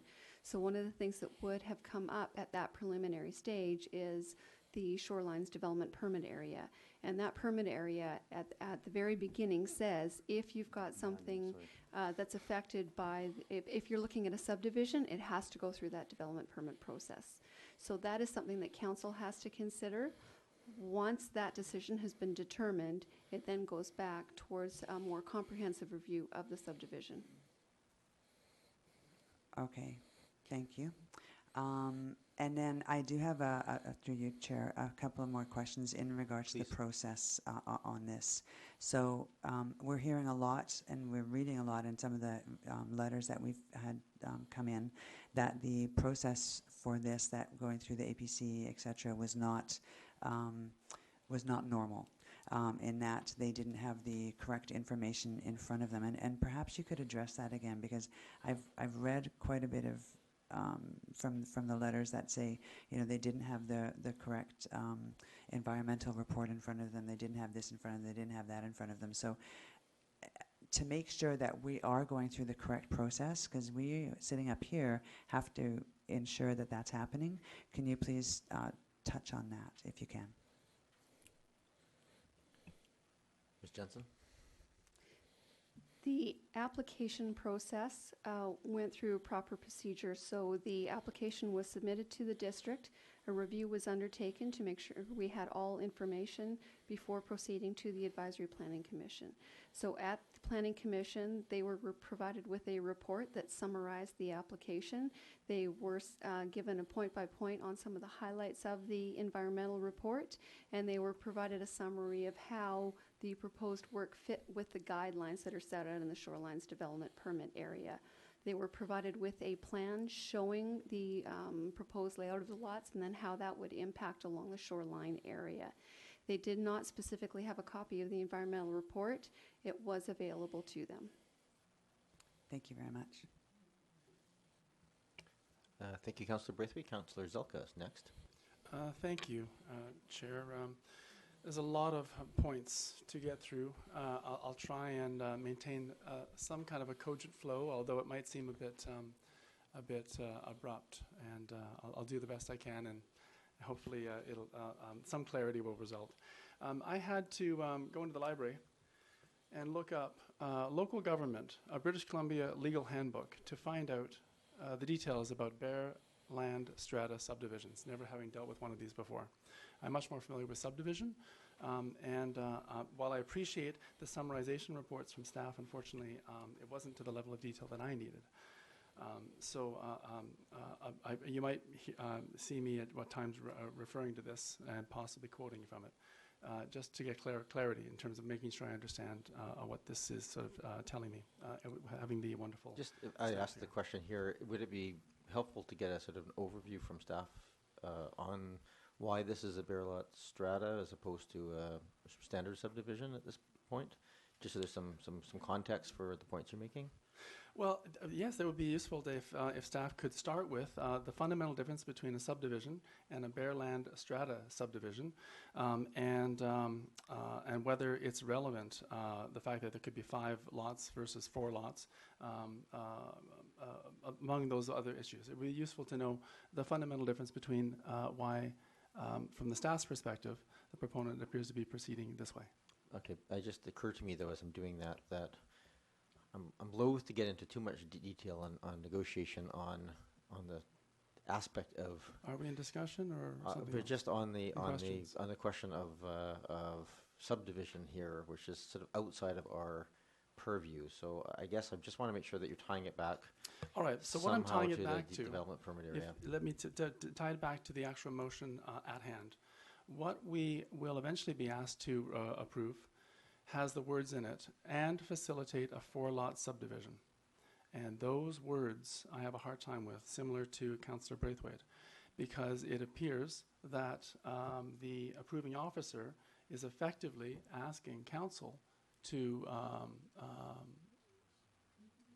approve this. And I have to agree with you, Chair, this is not our business. And I don't know why we're being asked to do that. Later on, I will be moving an amendment to this motion asking that those words be removed and that we only deal with the shoreline development permit area at the appropriate time. I'll bring those words forward.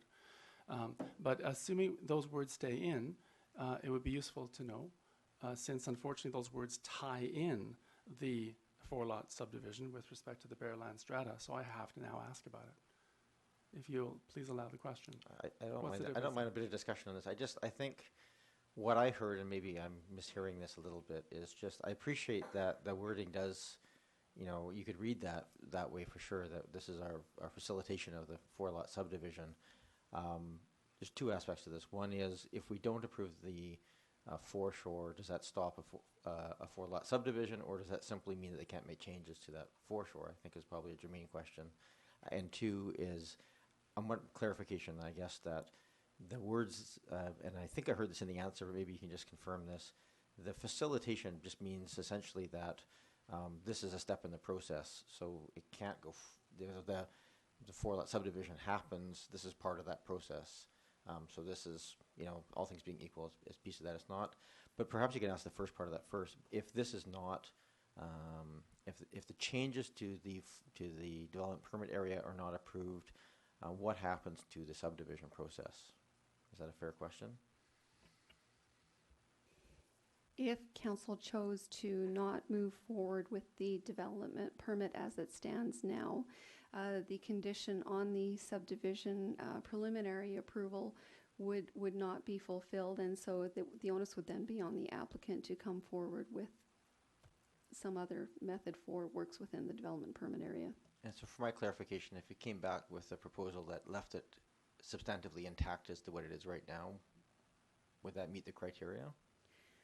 As it stands right now, in staff's opinion, the work that they're proposing to do within the Shorelines Development Permit area fulfills the guidelines that are set out in the development permit area.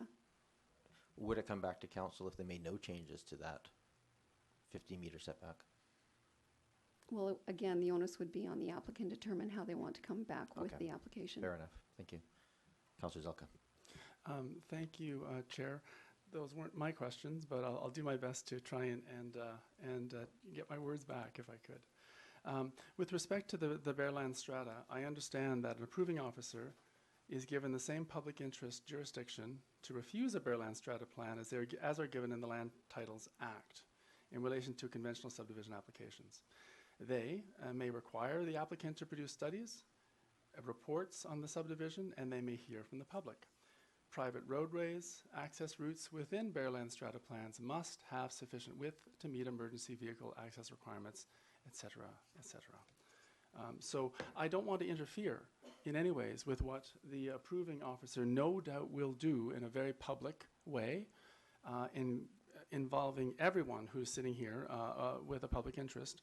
And the kind of point that I'm trying to get to, though, is those of us sitting around the table, we also have an interest in this land because this land is sitting right next to a public park that we own. So we are stakeholders in this development, similar to other neighbors around this property. So I just wanted to point out that with respect to reports that may be needed and others, I think it would be very useful to have some level of independence with respect to some of the reports that are being presented. That's one of my sort of desires that I would like to see going forward. I have heard some of the concerns with respect to the surveys and where the certain property lines are laid.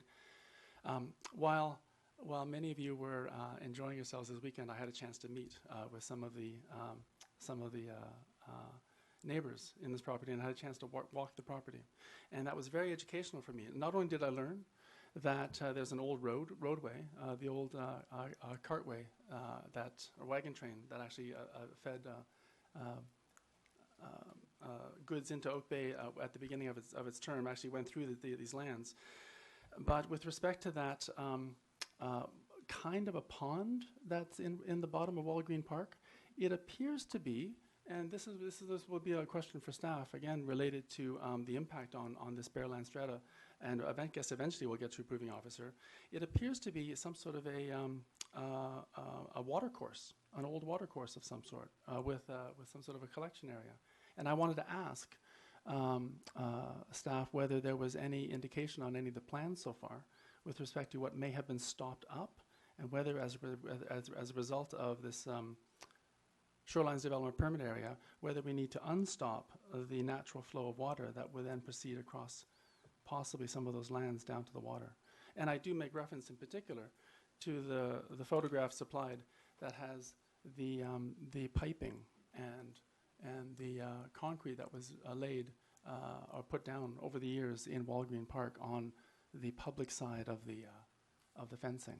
I'm sure staff, do you know what I'm referring to? I think it was in part of the communications as well. I'm just going to seek a sort of a concise question to staff that we can ask of them. So the question for staff, number one is this old water course relevant to the discussion with respect to, for example, the environmental aspects of what may or may not be going across the shoreline development permit area, please? Just for my clarification, is the environmental advisor here as well, or consultant? Yes, she is present. I can comment on that only because I was in speaking with engineering this morning in regard to it. There's that area that we're referring to there's no evidence of anything on file. I talked to engineering about it today to try and get to the bottom of if it was an old structure on the park. Again, from my understanding, if water from the park was flowing onto my property from the park, you know, the city would have to do something about it, and I suspect that's what's happened in the past. But again, I wanted to sort of elaborate on some of the other comments. One being that can I come back to you in a second? I think in terms of process here, I need to just we're here, and I can invite you back up at the end of this, but not right now. So have a seat, and we'll come back. I might invite the environmental advisor in a minute if it's appropriate, but maybe I'll direct this to staff then if there's any knowledge of anything on the land.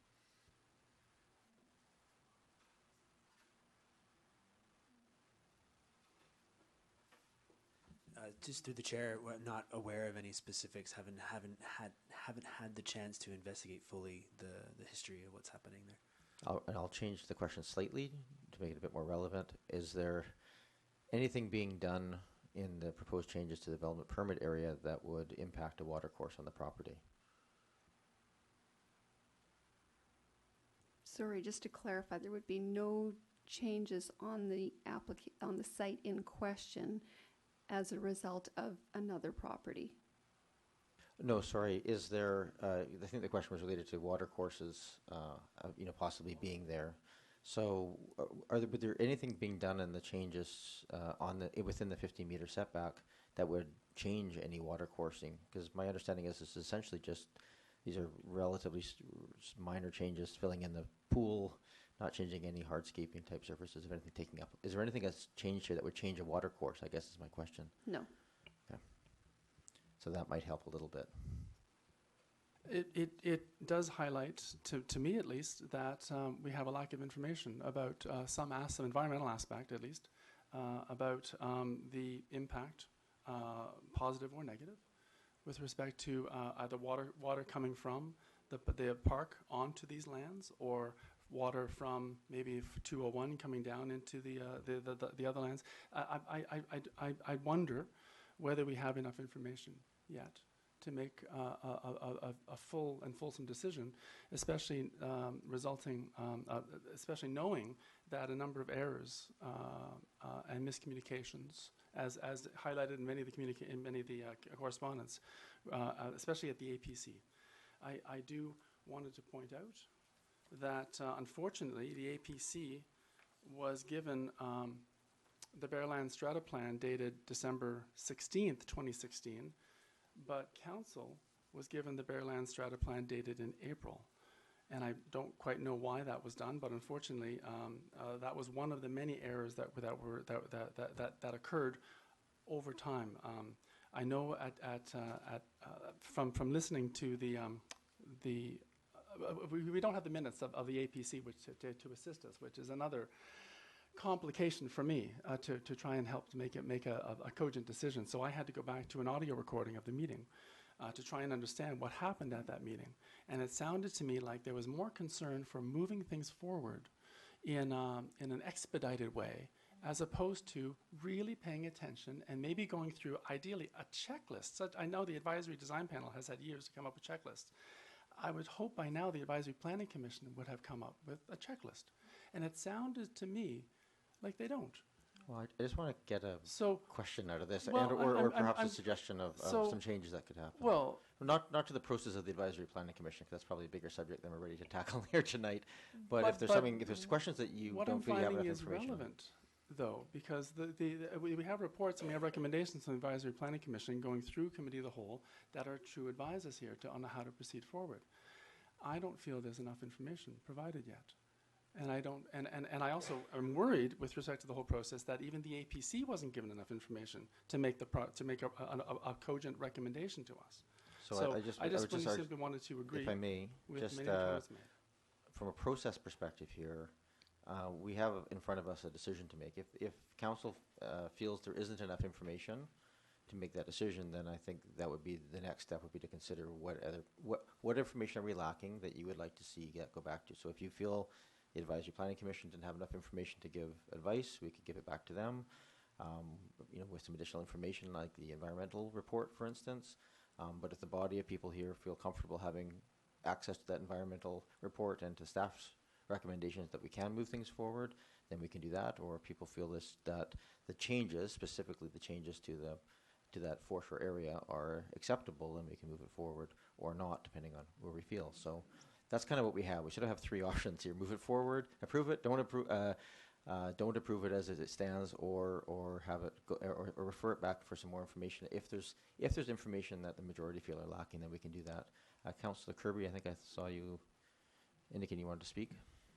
I would be ready to approve the permit, and I can provide rationale if there's a seconder. Is there a seconder? I'll second so we can discuss. Councillor Kirby. I feel like there may have been concerns raised tonight that were that, if true, would be worrisome. That all the trees were being removed from the property. That it wasn't just single family to single family. That it was going to multifamily or something else. That this would be that there was an undemocratic process at the commission, but I believe it was a democratic process. The summaries of the reports were provided to the commission, so I'm confident that they had the information that they needed to make a decision. Obviously, they did make a decision and didn't ask for more information, and therefore, that tells me that the majority felt confident that this should come to council. I'm also wanting to remind us that it's our decision. It's not as nice as it is to be able to rely on the commission for advice and their counsel. We are council, and so it's our decision. And if I feel we have to have confidence in our own decision making here. I also am loath to criticize the volunteers at the commission that are giving of their time. Given that all the walls and the pool concrete are going to remain intact, it's not going to be disturbed. There will be an increase in the native plantings on the site, which will, that does assist the birds in the foreshore.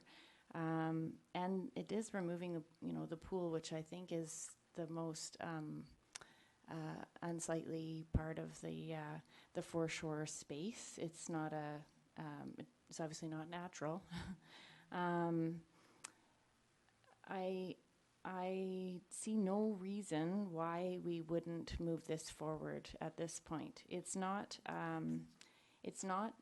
obviously our choice. The subdivision is going to go through the remainder of the process through the advisory design panel and whatever else it has to go through. And there's a reason for that separation of powers. But this isn't a precedent. This is subdivisions have been done since we as settlers arrived on the Lekwungen territory. So this is not new, and I don't think that anyone should they've seen there's lots of letters and that make some assumptions that we're making a bigger decision here tonight than we are, that this is more than just the foreshore. it's a development permit area for the protection of the foreshore, which is a new and exciting thing. And I'm glad actually that exists, because it did bring the neighborhood, make the neighborhood aware of this development sooner than they would have been.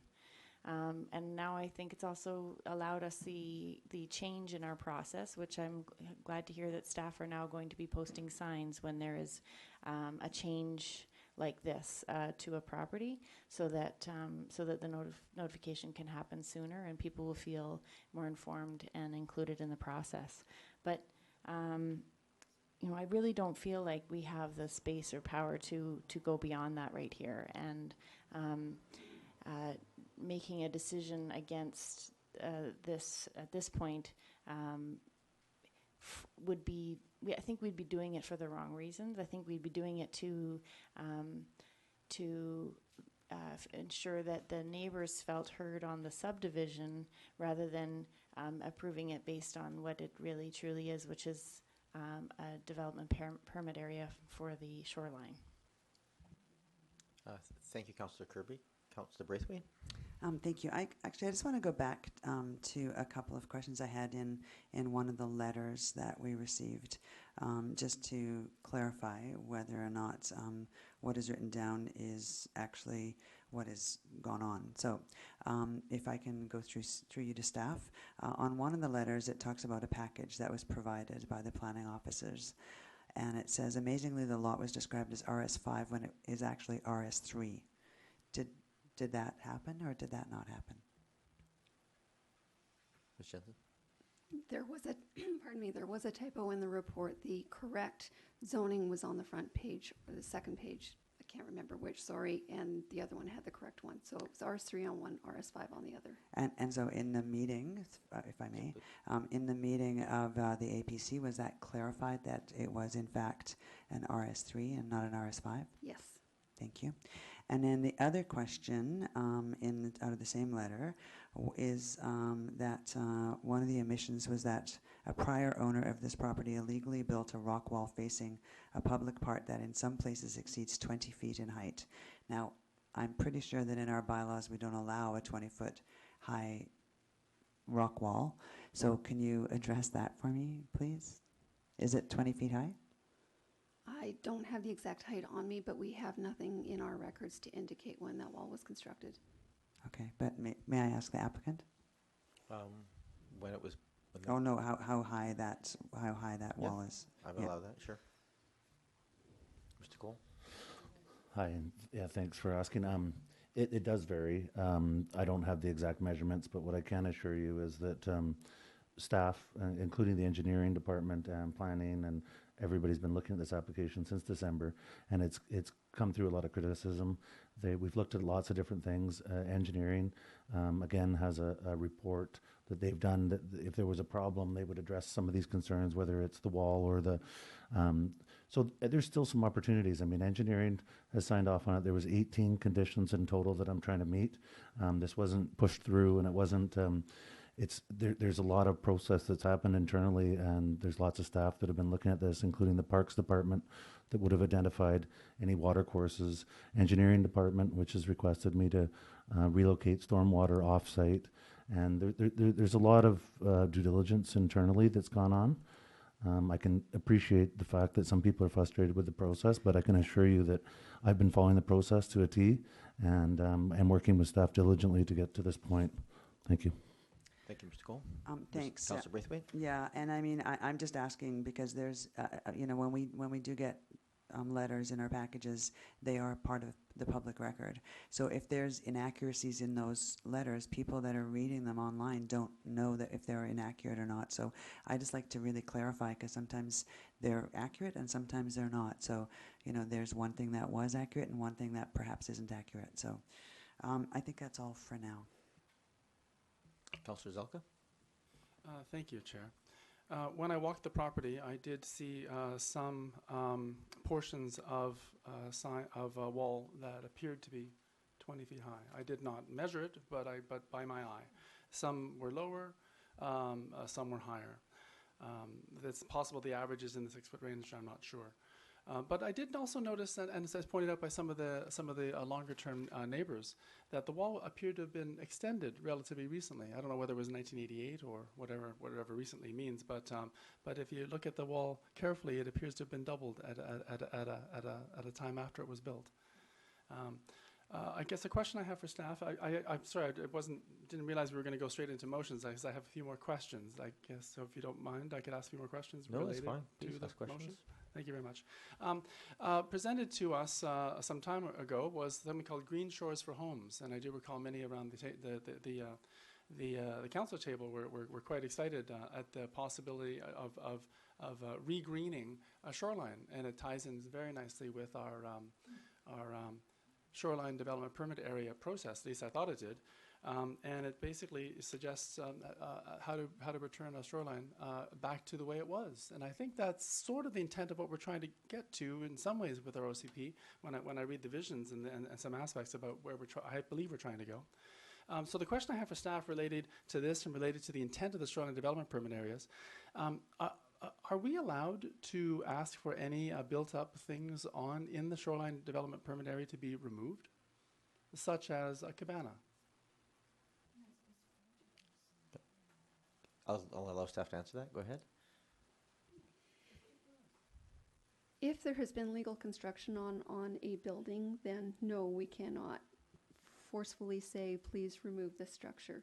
In this particular instance, as a development permit with the shorelines area, we are looking at the proposed work that they're intending to do. In this case, filling in the swimming pool, providing pavers on one side, putting in native species on the other, and how is that impacting the shoreline? Thank you. So, supplemental, if I may? Please. It in some ways, now I may have been hearing this wrong, but it sounds like it's being presented as a community amenity. It's almost being presented as something that the developer doesn't have to do. I wanted to ask, what levers have we got in terms of the Planning Act, the Strata Act, the development permit area, to provide protection across those lands? I know discussed at the APC, for example, was the desire to put in a covenant with respect to the bare land, the shoreline development permit area, and those who voted against unfortunately didn't win on a 4-2 vote. But there was a desire to put a covenant in. Could you possibly speak to the effect or lack of effect with respect to a covenant protecting the shoreline here, or Ms. Jensen, please? Well, this goes back to the previous conversation we had respecting the previous DP application. We cannot require a covenant. It would be something that would be a voluntary agreement with the applicant themselves. Having said that, the development permit itself, once registered to the site, the draft development permit was attached to council's package. That would absolutely include the survey plan. It would show the conditions related to that development, and it would also include the environmental report. So those are all items that we would go back to that's attached to the title of the property itself. If I may, Chair. So with respect to what's been offered for removal in these areas, are they voluntarily removals, or are these things that we can insist upon, or how does that work, or is this a negotiation? Like, is it like a community amenity? Is it voluntary? How does this work? Ms. Jensen? What they're proposing to do is what's attached to that development permit. So we would be going in at regular periods to making sure that they're actually undertaking the work that they said they were going to do. And if we asked them to do more and they agreed, that it sounds like we could negotiate more, potentially. If it falls within the guidelines that we have in the Shorelines Development Permit area, yes, there could be more conversation. Okay. So the question that I have for you then is with respect to the wall and the fact that parts of it are illegal, and possibly with respect to the size of the accessory building and the use of this accessory building, can you say that they're legal? Because I believe you were referring to the fact that if they were built legally, then we can't do anything about it. But if they weren't, maybe we could? I just wanted to ask about that. I'm just going I to have- clarify here because there was a statement made that there was an illegal wall. I want to just make sure, I don't want to leave that dangling out there. So if you could just clarify the legality of the current builds. I have no documentation in the property file to suggest that it would be an illegal structure. So then a question I have for you then, with respect to bylaw enforcement. If we come across a fence that is too high, what does the bylaw enforcement officer normally I do? feel like we're getting way off the topic here I of w- determining the but piece, so. With respect to the shoreline development permit area that I understand the fence is on, I just wanted to know whether there's an opportunity to at least make sure it's 6 feet if it's not. We're just asking the same question here. We have, the fence that's there is not illegal. If they make any changes to the fence, then they would have to be approved by council as a development permit area change. That's, and right now there's no changes being proposed at all. There's just changes to the, well, a few changes on the level inside, which is to the pool and some small modifications to the building, I think, so. So final question, if I may. So the question now has to do with in general with community amenities. And this could, I'm not quite sure where the line is on this, because I don't think we can do community amenities related to development permit areas. well, but the motion has the word 4-lot subdivision in it. And I understand 4-lot subdivision can sometimes trigger community amenities. So I'll ask staff And that that's why I question. wanted to ask that question.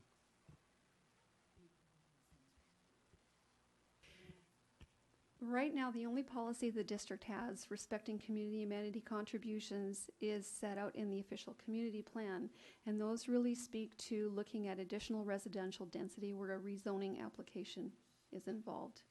At this stage of the game, we would not be looking at community amenities as part of the subdivision, and we specifically wouldn't be looking at it as part of this application, which is really effectively about any works that are happening within the Shorelines Development Permit area. So Chair, if I may, the final, the reason why I asked this is that in particular, this property is sitting next to a public park. So that's the only, my main concern is with respect to the property on the public park. That's wanted to ask whether there was possibility with respect to community amenities around that. But it sounds like it was something we might deal with later, or we might deal with respect to policy changes. Because I don't know whether the provincial regulations around. Again, I think this is just, right now, we're just dealing with what we have in front of us for the question. So I think they're all valid questions, but I think probably out of the scope of what we're trying to get to today. Mr. Cole, I don't know if there's anything here that we need additional information from you on. We're Just relevant to the amenities, if you want to know. no, There's it's fine. We're not debating the amenities right now. We're not debating any of that stuff. We're just debating the development permit area application that's in front of us at the moment. So we have a motion in front of us, and I'm Councillor Zelka. I wish to move an amendment to the motion, please. And whereas we have nothing to do with Bearland Strata subdivisions, and this motion touches upon that particular topic, I move the striking of the words "and facilitate a 4-lot subdivision," leaving the motion to say that the proposal to undertake works with the shoreline development permit area at 237 King George Terrace be approved subject to the issuance of a development permit, DP, etc. Sure, just let me bring that up there. If the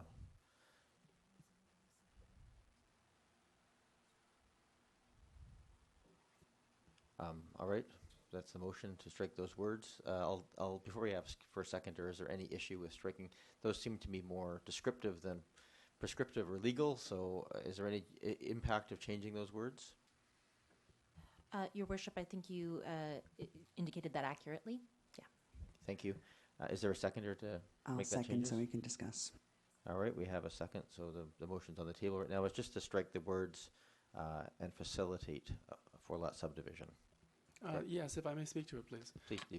The reason why I'd like to do this is to absolutely clarify that there is a division of responsibilities between council and the approving officer.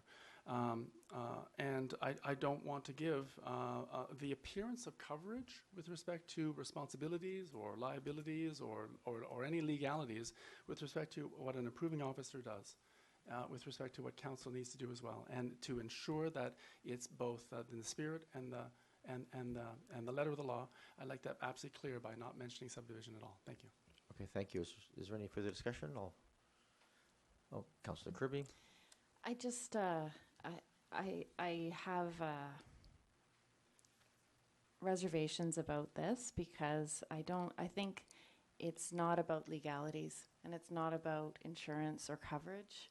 I think it's purely about the politics of appearing in support of a subdivision, and I don't think that that's our role. We're not meant to do that. We're here to decide subjectively, objectively about this shoreline and the protection, environmental protection. We've done 3, I think, of these so far, and as developments take place throughout the municipality along the shoreline, we're going to keep trying to push the envelope and ensure that these properties are just restored as best we can without imposing too great a burden on a homeowner. There has one other previous application where there was concrete right out on the rocks as well, and we left it alone, despite they'd poured asphalt and concrete on there 50 years ago. But removing it would cause further damage to the foreshore and might disrupt the bird and foreshore. I think this is muddying the waters. I think we need to make very clear that this is not a political decision right now. This is a decision that is required of us by the Local Government Act, and it's a new process for us as a DPA. The rest of the process is outside of our power, and I really want people to understand that we shouldn't be changing the wording. We shouldn't be getting involved with that because to send a message that politically we don't support subdivision, I think that's inappropriate. And just leaving it be, let it go, and let's just leave the staff to do their work at an arm's length. That's the way it's supposed to be. Thank you, Councillor Kirby. Councillor Braithwaite. I don't want to spend honestly debating long periods of time that are words that don't actually impact the core function of it. Doesn't seem like a good use of time. I would have to agree with Councillor Zelka in that I would like to see those words taken out, facilitate a 4-lot subdivision. I think that the other part of the resolution solves what we're looking for, which is to have that shoreline development permit area in place, but I would feel more comfortable not having those words facilitate a 4-lot subdivision in there. And I don't think that says that we're against subdivisions. I think that it means to me that as a council, that subdivision is taken out of our hands and it's in the hands of staff. So I'm going to support the amendment to the motion. All right, thank you. I don't have an issue with the change. It doesn't change the meat of the thing, and it seems to allow people to be happier with it, so I'm fine. I'm going to call the question. All those in favor of the amendment to the wording? All those okay, no one opposed? Thank you very much. So we're back to the main thrust of the motion, which is as written minus the of the piece that was just struck. Councillor Zelka. Thank you very much, Chair. At this time, I wish to move referral of this entire issue back to the Advisory Planning Commission and ask that all information, including the environmental assessment reports, be provided to the APC so that a fulsome discussion can occur and we can receive fulsome advice with respect to the shoreline development permit area. All right. Is there a seconder to refer? I'm not seeing one. Okay. That ends that piece of it. So we have again in front of us the main motion, which is to that the proposed undertake works in the shoreline development permit areas be approved, subject to obviously the issuance of development permit, etc. Councillor Zelka. Thank you, Chair. One of my concerns, I'd like to say, with respect to this motion, is having to do with procedural fairness. I'm worried that relevant information was omitted. And that concerns me with respect to the future. I really wish we could have a bit of legal advice with respect to whether we are proceeding in a proper way around this, and I'm not quite sure how to proceed on that. But I'm worried that we're exposing ourselves to liabilities here. I'll just say a word on that, because I think that it's important to remember that the Advisory Planning Commission is an advisory body only.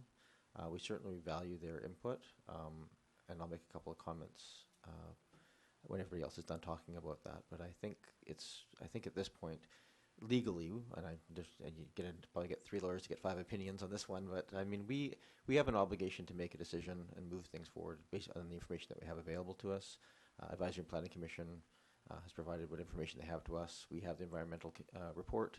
We have information. At some point, we have to make a decision on that. I don't think we're exposed, but I do think that your generalized comments that we want the most fulsome information are extremely relevant and valid.